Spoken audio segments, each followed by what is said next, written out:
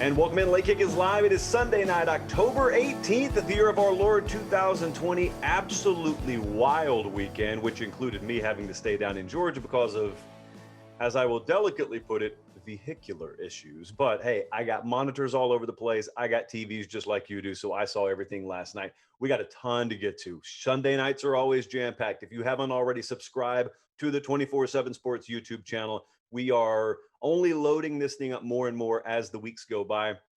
Also, follow me on Twitter. Now more than ever, very important there. We are dropping a lot of our best bets over there. We had another one yesterday morning that we added late. We got the number we wanted on Pitt. We'd been waiting for that. And so we got that one. Went 2-3 on the week overall, still sitting at 59% on the year. So we are very happy with where we are to this point. At Late Kick Josh is where you can follow me on Twitter. We got Bama, Georgia, wall-to-wall reaction tonight. South Carolina takes down Auburn. We predicted that one.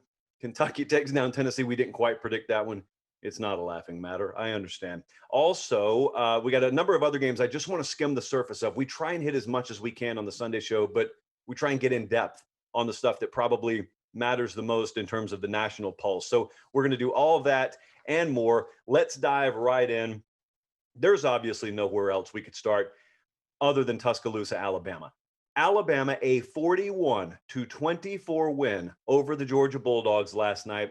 Sometimes we kick off our game reviews with padlock stats. The padlock stat, if you're unfamiliar with the show, and subscribe here if you haven't already, if you're new. The padlock stat is just this. It is if I were to have folded up a piece of paper, put it in an envelope, and delivered it to you Friday, and you opened that up, and it showed you just one stat that was going to come from that Saturday's game, you would use only that stat, and you'd be able to predict the winner. Well, I think we had a padlock stat here. Could be a few of them, but I look at one in particular, and that is this. Stetson Bennett threw the ball 40 times for Georgia. If you told me that, I would have told you Alabama's probably had a pretty good night against Georgia, and they did. And listen, I'm going to go back. I don't do the whole I told you so thing because we get stuff wrong here just like anyone else does. But we have been adamant, and we have not been deterred by a lot of the criticism in the comment section about our opinion of Stetson Bennett. I got one, you got one, that's fine. But we have backed ours up, and I've backed mine up with, I think, pretty logic-based reasoning. And the reasoning is simply this. It's not hating on the guy. I love Stetson Bennett. I'd love for him to run for president and get elected one day. Stetson Bennett has never been and will not be at any point this year a quarterback capable of winning an SEC title at Georgia. What he is capable of is when he has proper support, beating Auburn. When he has proper support, he is capable of beating Tennessee. But you see, what he's not capable of doing is going toe-to-toe with not Mac Jones, because those guys weren't on the field at the same time, but trading points. He's not capable when you get him out in the deeper water and you get that Georgia offense out in the deeper water like Alabama did last night. That's not an offense when piloted by him that's going to trade shots with an elite offense. It's never been that way. Okay. And so we've pointed that out. But since they were winning, no one ever wants to talk about potential flaws when teams win. Well, now Georgia's lost a game. And so now I look and it's the seesaw effect. Okay. Now we've been not as high on Stetson Bennett as other people. Well, now folks want to crap all over him. So we're probably a little bit higher on Stetson Bennett now than some of you apparently are, judging by the aforementioned comment section today. But listen, this was not hard to see coming, guys. We spent an inordinate amount of time. Probably, Colin, you're not in my room here. I don't know why I'm looking off to the side. I'm looking at a lamp right now, but I'm pretending the lamp is you. Colin, did we not talk ad nauseum last week? Yeah, exactly. You're shaking your head. Did we not talk ad nauseum about tipped balls in this game last week? How hard was this to see coming? Stetson Bennett's not a tall guy. Alabama had to have watched that success he's had over the middle of the field. I'm not telling you anything you don't already know. I'm not going to spend a lot of time on this. But tip balls were going to be a problem in this game for him. And they were early and often. I think they had 5 or 6 total in the game, one of them early for a turnover. So the point is, Stetson Bennett last night was not asked to win this game on his own. And here's something I took away. I heard Jake Rowe say this earlier today over on Dogs 24/7. He, sometimes a quarterback will be asked to do everything. And that wasn't the case here. Georgia ran the ball pretty darn well. Georgia played as good a defense as you can hope to play against Alabama. They had the lead at the half, guys. And I don't know what more you could ask for there.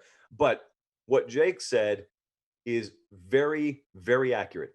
He said Stetson Bennett got as much support as any Georgia quarterback's ever gotten playing against Alabama. The run game was there. I think they averaged over 5 per carry.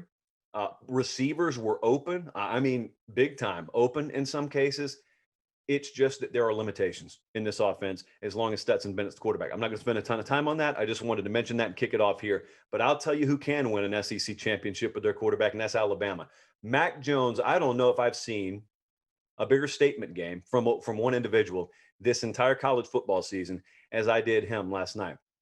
It is my opinion that Georgia's defense is still today the best in the country. I just think Alabama's that good. I've got to be honest with you. I was a little bit in disbelief as to what they were able to do last night. I'm down here in Georgia. I'm actually at my mom and dad's house, and I sat there on the couch with my dad last night and watched this thing. And you're thinking about how surreal it is because of what they lost this last year. Think about not knowing, it's Alabama, just a generic team. Tell yourself that team lost a first-round quarterback to Tagovailoa. They lost a couple of high first-round wide receivers in Ruggs and Judy. And now here's what they're going to do the next year against elite defenses, one now in particular in Georgia. They're going to take Mac Jones. I mean, they get the number one quarterback in the country, and Bryce Young, he's not even the one who's going to start. Mac Jones is going to start. He's waited his turn there. Mac Jones was a 4-star quarterback. We have told you this all year. This is not some stopgap. He's not some game manager. He is an elite quarterback. He has the physical tools, okay? He's not some dude who's dinking and dunking it, and let's just hope Waddle takes it 60 yards after the catch. That's not Mac Jones. He can do that, but he can do a lot more too. Not only are they performing well above expectation, it doesn't look like they've missed a beat. Check out what they did yesterday. Again, I want to reiterate, I have not had my opinion eroded about this Georgia defense whatsoever. Mac Jones was 24 of 32 for 417 through the air, 4 touchdowns, and doing all that after what they lost last year. You want some padlock stats. What if I were to give you this combo? What if I were to tell you Mac Jones is going to throw for over 400 and Najee Harris is going to run for over 150? That was a good game from Najee Harris. And I want to also, I don't think I'm going to talk about him a whole lot more. We talked about how versatile Najee Harris is and the entire package that he brings. And if you were to talk to Kirby Smart and a lot of these folks who were building Najee Harris up during the week, they're not just talking about his ability to run. It's his ability to catch out of the backfield. But how many blocks did you see? How many blitzers did you see him and Miller Forrestall pick up last night? Forrestall going out of the game early, I thought was going to hurt Alabama. And they got him back in, and they probably got 70% of him, but they got enough of him. I couldn't even stand up after he received the pass, but he received the pass. And he picked up blitzing linebackers. And that, along with that offensive line, gave Mac Jones time to do whatever he wanted to in a lot of cases. Waddle and Smith both went over 160 yards receiving. I was having a conversation this morning with someone. We always do this. It's me and a buddy who he's got a background in scouting, and it's always who's the best football player on the field. And we both said Devontae Smith, but it was also a 1B because Alex Leatherwood last night, he was already going to be a first-round draft pick. Alex Leatherwood could take that game from last night and just enshrine it, just freeze it, and make that his tape until the end of time. Alex Leatherwood is an animal, complete and total monster last night, and just all over the place. Every little game clip, every little piece of film, pass pro, run blocking, does it all. So that guy, not that he needed any more validation, but if anyone out there said, still got to see Alex Leatherwood do it against the elite edge rushers, got to see him do it against an elite defensive line. Well, there you go. You got it. Like I said, that offensive line put on a clinic last night. I know it had to pain Kirby Smart to stand at that podium, the visitors' podium, for the first time, maybe outside of like A-Day when he used to coach there, stand at that visitors' podium and know that, think about this. This is not a point that was lost on me. We spent all week last week talking about the 24/7 Sports new team talent composite. And this was the first time that Alabama was going to face a team that is equally as talented as them, maybe a smidge more talented. Now, the quarterback position was going to render that a little irrelevant. That's why Bama was favored by 6 points at kickoff. But the point is, you weren't going to just have your way with Georgia. You didn't think so physically. And Kirby Smart has now built 5 years building that roster, and he's focused, put a premium on offensive line, defensive line. He understands as well as anyone how you win in this league. So think about all that. That's the backdrop. And then he had to step to that podium last night and look his fan base in the eye and look that beat in the eye and say, they out-physicaled us on the line of scrimmage. At least that offensive line pretty badly out-physicaled us on the line of scrimmage. I think that surprised them. I certainly don't think they took Alabama's offensive line for granted. I think they had supreme amounts of respect. But the point is, that's for everyone else. The respect's one thing, but changing who you are, changing what you do because of the other team, that's when you're outmanned. That's when you do that. Georgia doesn't believe they need to do that. Georgia doesn't believe they need to change who they are for anyone. I talked about this last week, and Alabama made them. Alabama made them adjust a little bit. They brought blitzes like they normally do. There's a tight end to pick them up. There's 5 right there to pick them up. There's Najee Harris to pick them up. Mac Jones still time to throw. So I think they were a little bit surprised by that. But man, oh man, what a clinic, an absolute clinic, devastation all night long from the Alabama offensive line. And like I said, that hurts Kirby Smart to say. They out-physicaled us 5 years in. That hurts him to say, because that is the focus 365 days a year in their roster management, to get ready for situations like that. I go back, sometimes I'll just watch games and I'll take notes live.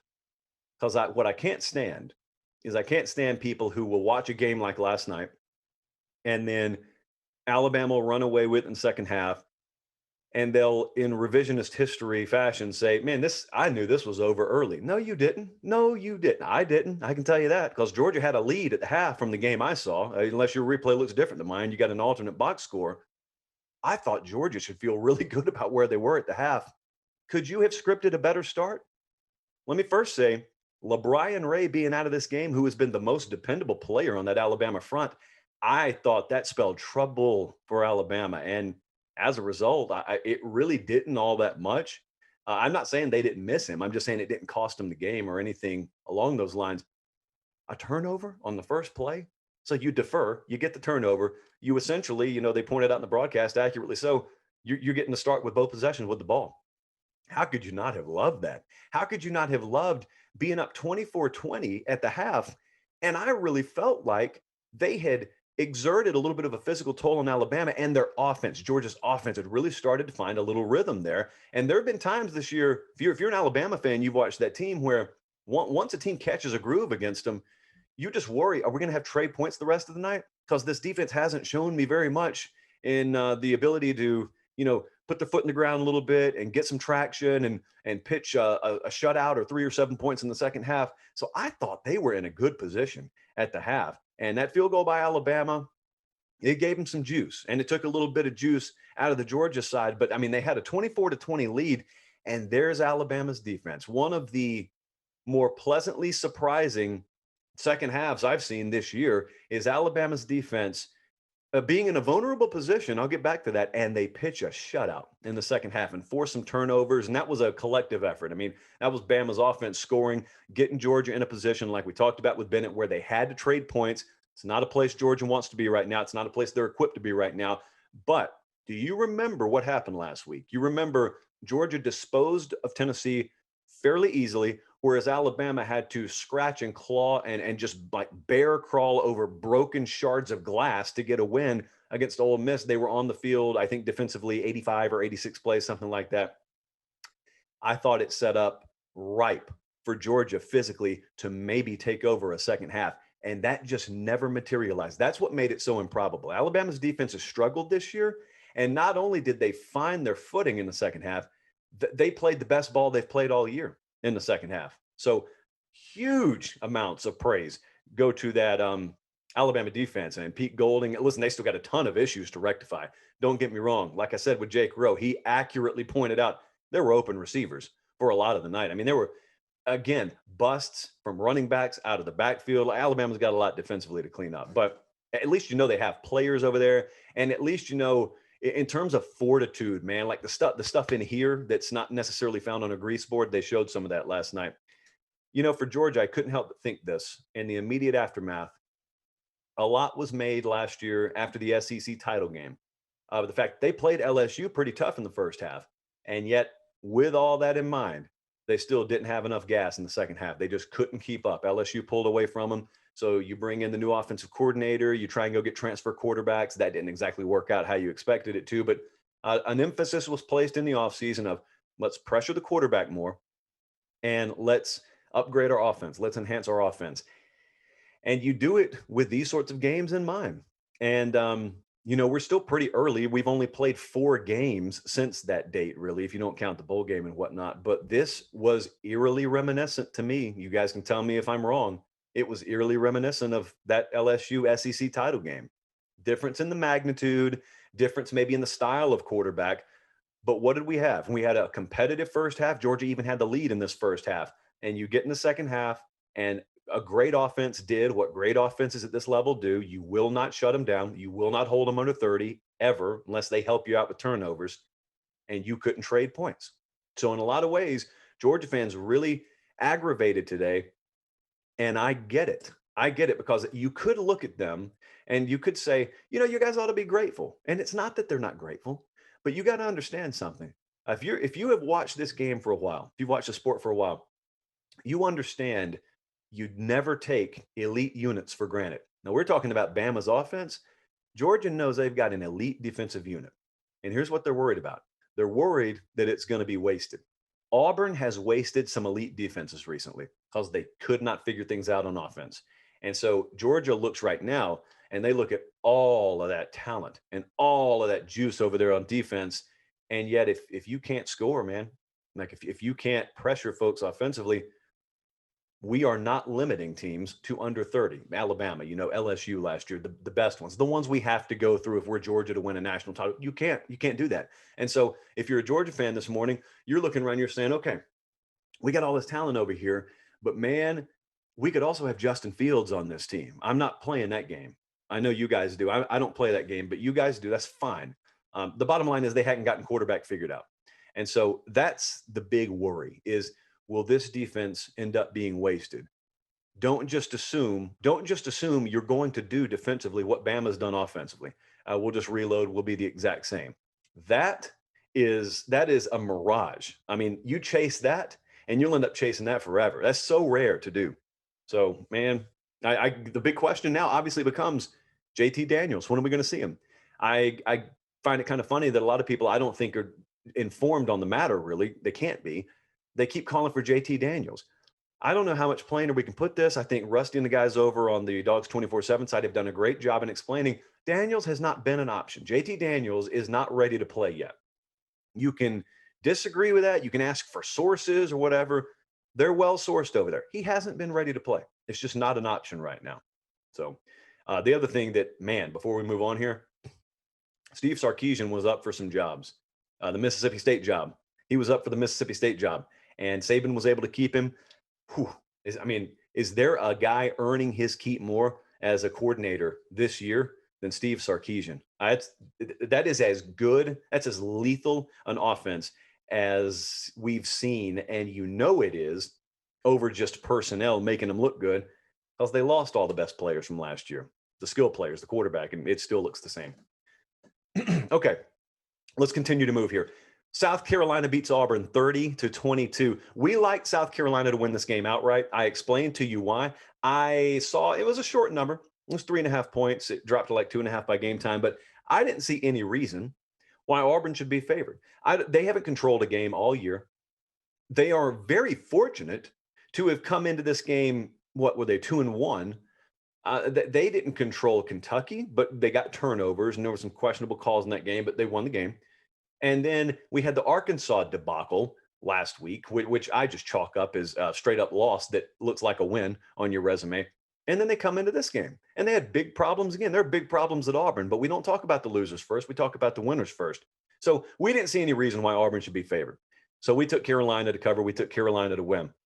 Think about the criticism from myself and a number of people who root for Carolina and who cover Carolina. It's been, what's the identity? This is not this year. This is several years running. What's the offensive identity of this team? And I don't know ultimately that where they're going will look like what they did yesterday, but Mike Bobo is smart enough not to try and shoehorn all these players into his system. He understands what he has right now. And so they played to those strengths yesterday. They had an excellent plan. Kentucky and Georgia showed the world you can just run between the tackles against Auburn. You may not run for 500 yards, but you don't have to. If you play opportunistic defense, that's everything they did yesterday. Be patient, run the ball, stick to that game plan, and then be opportunistic. Because I can tell you another thing we know about Auburn, they are going to provide you opportunities defensively. And they did yesterday. I mean, they ran it, they being South Carolina, 43 times for 153 yards. And then they got the Auburn mistakes. There's Bo Nix again. 3 more interceptions. He has been average at best this year. Historically, he's been far below average on the road. And field position in those drives that started off turnovers, field position was very good for Carolina, and they took advantage of it. So, I mean, I've wondered for a couple of weeks now which of these teams could be Carolina, Iowa State, go Cyclones, which of these teams that were left for dead early this year in an unprecedented year, who's going to write off teams early and then see them get off the deck? Carolina was one of those teams. This team going into the Vanderbilt game last week, I thought that was a must win. I don't disagree with myself. Rarely I do, or rarely do I, but they needed to win that one. If they didn't, there was talk of an 0-5 start. Well, they're 2-2 now. They're 2-2. And you know what they do this week? They go to LSU. So that's going to be interesting because LSU's off a bye, an unscripted bye, but a bye. J.C. Horn had such a good game here that Auburn targeted him. That's their best corner, maybe one of the best players on Carolina's team, and they targeted him. I'm not going to question game planning. I don't even know that was the game plan. Who in the world knows? But J.C. Horn, he made himself some money yesterday too. I listened to Gus Malzahn's postgame. It was as dejected as I've ever heard him, and I've heard a lot of Gus Malzahn postgame pressers. He knows they don't have a fastball. And if you're watching the Major League Baseball playoffs right now, everybody who's still alive has a fastball. They don't have one. What do? Do they play elite defense? No. Do they have an elite running game? They got a guy who's an emerging back in Tank Bigsby, but he's a true freshman. So, I mean, at the very least, we can say their run game isn't what they expected it to be because I don't think they expected Bigsby to be their 1A option there. They certainly don't have an elite passing game. They are the ones, the Auburn Tigers being the ones now who kind of lack an overall identity offensively, and Malzahn knows that. And he also knows, let me tell you something, that team's fortunate they're not 0-4 right now. They're 2-2. That team right there is a 1-3, 0-4 caliber team masquerading as a 2-2 team. They cannot control games. They cannot avoid the costly mistakes. And Auburn had 3 trips in the red zone yesterday that resulted in, I think, 3 field goals. So not the best of days there. And they've got a lot of soul searching to do. Like I said, that's a 2-2 team, could be an 0-4 team. And afterwards, sure enough, there was Malzahn. If you've covered Auburn, if you've followed Auburn, I've covered them for a while, so I know this. Like clockwork, every time they lose a game, Gus Malzahn will step to the nearest microphone and he will say some version of this sentence. I promise you we're going to get better. I promise you we're going to improve from this. We're going to be better because of this. And he said it yesterday. We will improve. I promise you that was the exact quote. And many times he said that. I've wondered, how do you know? How can you promise that? Will you sign a piece of paper that says that? Of course not. It is coach speak. I don't know that there's any real reason to expect that. What young talent on this team are you waiting for to emerge? You've got Bigsby, and I understand that, but I mean, Seth Williams is who he is. He's your number 1 target out wide. Bo Nix largely is who he is at this point. That offensive line ceiling is probably average at best. You lost your quarterback of your defense. And so I don't know. Auburn, the other thing to remember about them before we move on, they have not recruited at an elite level. They've recruited good, but they do not have this championship caliber roster or championship caliber depth to where they can go into a game against Carolina, for example, and bring their B- effort and just rely on their roster, just rely on their helmet to win out. That's not Auburn. They got to execute, and they didn't yesterday, and Carolina did. So congratulations to Will Muschamp. How about this one? Not a typo. Kentucky 34, Tennessee 7. I'm not going to spend a ton of time on this, but I just wanted to talk about easily the most baffling result that I saw yesterday. I mean, we got to credit Kentucky. Like we said, winners first. We got to credit Kentucky. They forced mistakes, and man, did they capitalize. They jumped on Tennessee. And it's important to note there were 2 teams on the field yesterday, and one of them was totally sure of themselves, and it wasn't the team in orange. And that is a disappointment. That's a big, I don't care what kind of loss you're coming off. That's a big disappointment. This Kentucky team did not come out of the gates on fire this year, but they know who they are. They absolutely know who they are. And as soon as you put just a little bit of blood, you like paper cut your index finger, blood in the water, here they come. They're like 15 sharks on you. And that's exactly what happened. This was nothing short of a meltdown offensively, especially at quarterback for Tennessee. I watched this game. I couldn't believe what I was watching. And Jarrett Garantano, it's unfortunate if you think about the last 8 quarters of play for Tennessee, all of which he hasn't been involved in. Garantano did not play a bad first half against Georgia. When you started the second half, from that point through this game, he's been pretty bad. And he threw 2 early interceptions there. I knew. I mean, I think everyone watching the game knew at that point. All right, Pruitt's going to make a move because I mean the game was getting away from him. As it turns out, the game was already over, but the game was getting away from him. And so he did make a move. But here's the problem: moves don't automatically equal improvement because you bring in Shroud and boom, another interception. So 3 in the first half there, and Kentucky's turning them all into points. And at that point, it said Kentucky is not this kind of team that is ultra weak defensively. And don't worry, we can spot them a 3-score lead. We'll reel them in the second half. That's not Kentucky. That's not Kentucky at all. Kentucky, when they get a lead on you, instead of being like chest to chest to you, they just stick their arm way out and they got you by the throat and you're like a 10-year-old. It's like if when you're an older brother and you're holding your little brother at arm's length and he's trying to punch and he's trying to punch, but he can't reach you. Listen, that's not the way the SEC is supposed to work. Kentucky's not supposed to be the one holding Tennessee at arm's length, but through 2 things. Number one, giving them the ball, and number 2, them taking full advantage of it. That's exactly what happened yesterday. So it wasn't even disguised coverages, man. It was so blatant. It was one of those where my grandma could watch it and say, man, what is he looking at? What is he seeing? So I just, how, I know what a lot of you were asking at Tennessee. How is this the absolute best? Like, how is this the quarterback situation? How does it turn out to be like this? Listen, they're asking that at Georgia, okay? And they've recruited top classes every year. That's why you got to appreciate so much what Alabama's doing. They lose a topper of all quarterback to the draft. They just got another one there. Oh, and if he doesn't pan out, they got the number 1 player in the country there. You've got to keep recruiting. You got to keep accepting transfers. You got to just keep stacking guys. And let me tell you, I know it looks dark right now, but it only takes one. And that brings me to this week. They play Alabama. They're going to get skull drugged by Alabama this week. But who starts that game? For you Tennessee fans, who starts that game? I have no idea how this is even a debate. How is the answer not Harrison Bailey? How is he not starting against? You're not going to beat Alabama. I don't expect them to be competitive against Alabama. But my goodness, at this point, what are you salvaging by putting Garantano back out there or Shroud? Mauer's transferring. So I mean, what are you salvaging? You've got to build them. You got to work towards something. So I don't get that that's even a debate. Here's something else that's not a debate before we move on. This happens apparently every time someone loses a game now. My Twitter inbox and just mentions blow up with, oh, is it time to start thinking about moving on from Jeremy Pruitt? No, it's not.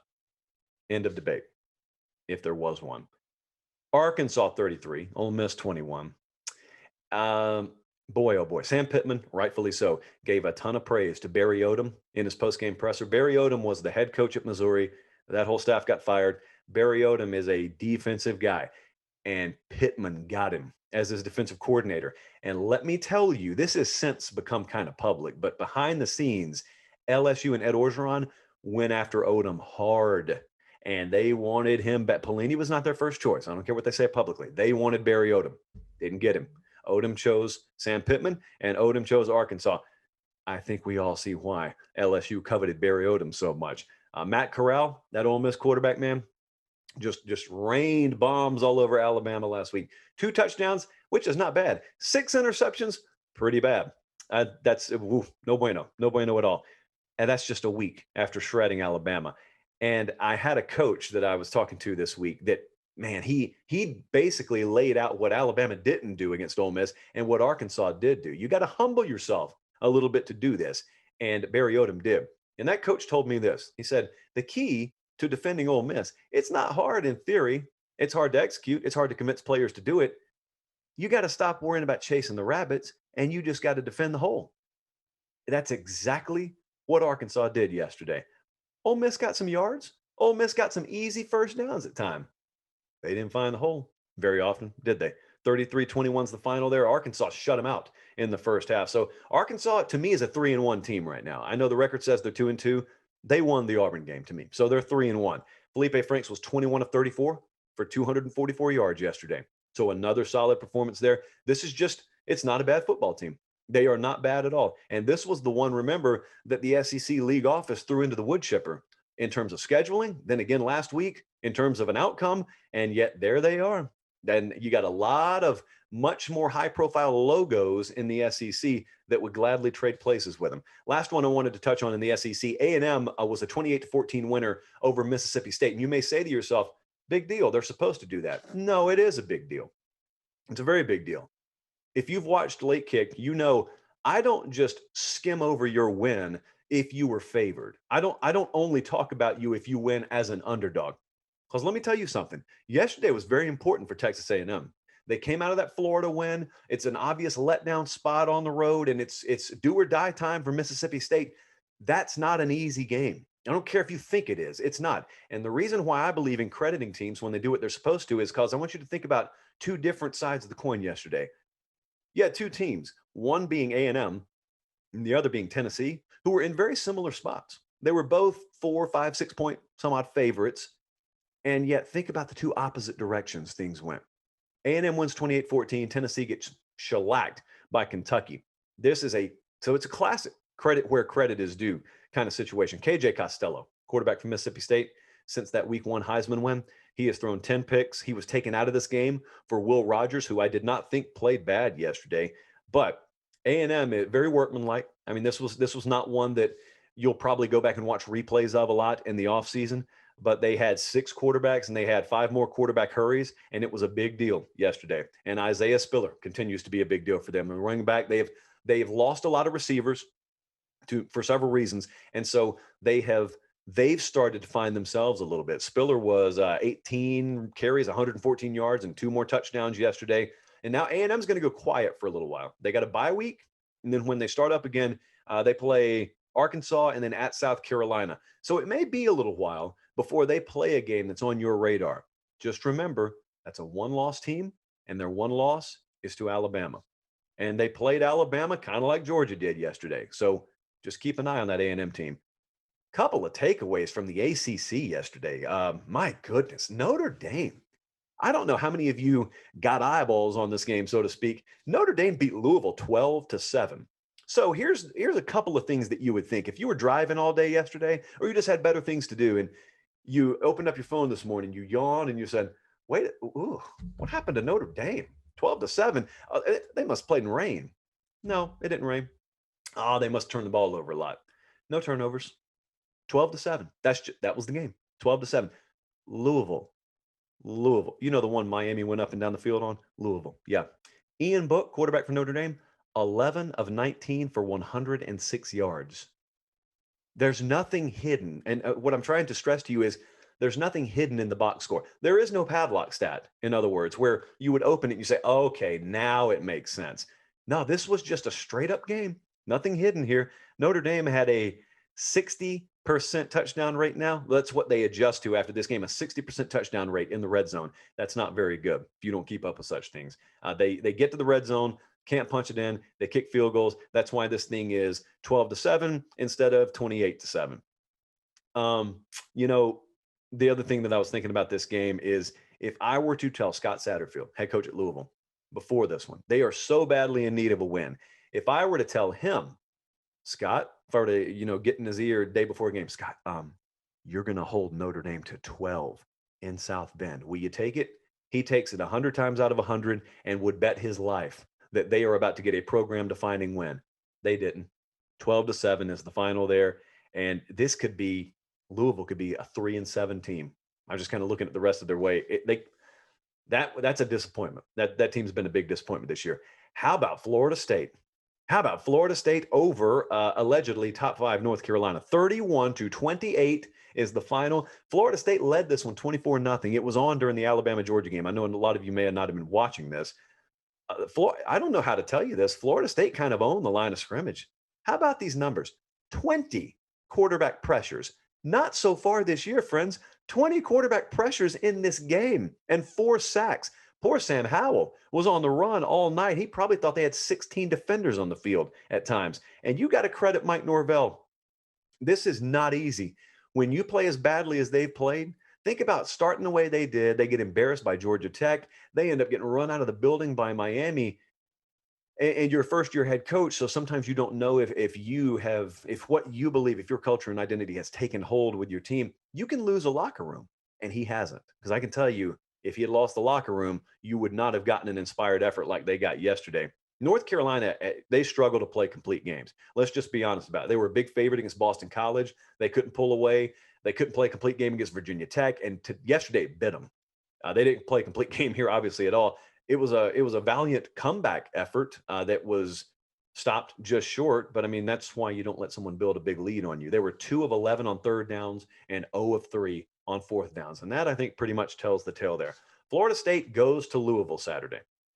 So that's a team that just got up off the deck and got themselves a huge win. And that's another team badly in need of a huge win. I also want to tell you this. So because I'm having to record this a little bit earlier in the day so Colin can get it cut up, I'm not including on this our best bet. What you need to do, our early best bet. We normally debut that on Sunday night.